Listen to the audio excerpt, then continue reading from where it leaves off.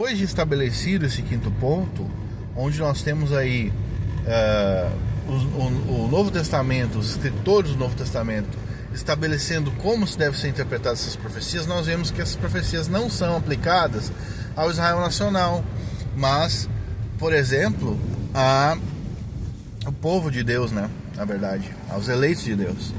É assim que eles interpretam, é assim que a gente deve interpretar a Bíblia. Mas nós podemos aplicar essa profecia com duplo cumprimento, se aplica também ao Israel étnico. Não podemos, e eu vou explicar por quê. Lá em Romanos, no capítulo 9, quando o apóstolo Paulo vai resolver esse problema, ele vai resolver uma pergunta implícita. Ele vai dizer assim: não pensemos que a palavra de Deus haja falhado. Qual a pergunta implícita que o apóstolo Paulo está respondendo? A pergunta implícita é aquela: então a palavra de Deus falhou, Deus quis ter um povo e não conseguiu.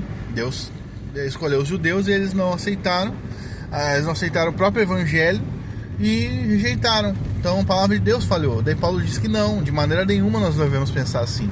E qual a resposta de Paulo para que a palavra de Deus não tenha falhado? Ele diz que nem todos Israel são de fato israelitas, ou seja, Deus tem um povo, mas o povo de Deus não é o povo étnico de Israel, mas aqueles que Deus escolheu.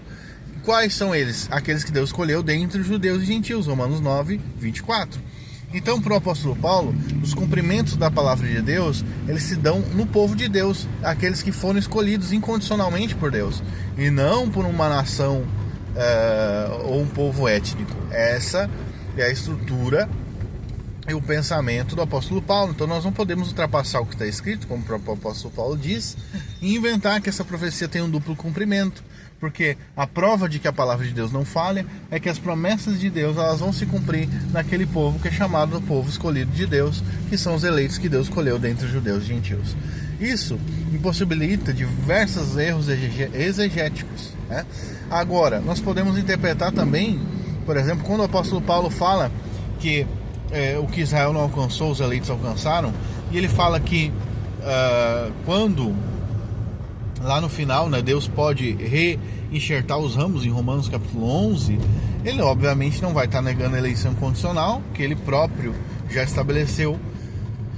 Ele vai estabelecer que os judeus, no final, serão salvos porque a eleição condicional vai se mover para o povo judeu.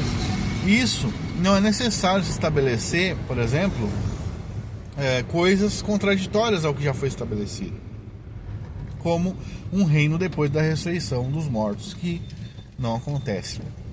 O reino de Cristo vai até tem a sua conclusão na ressurreição dos mortos.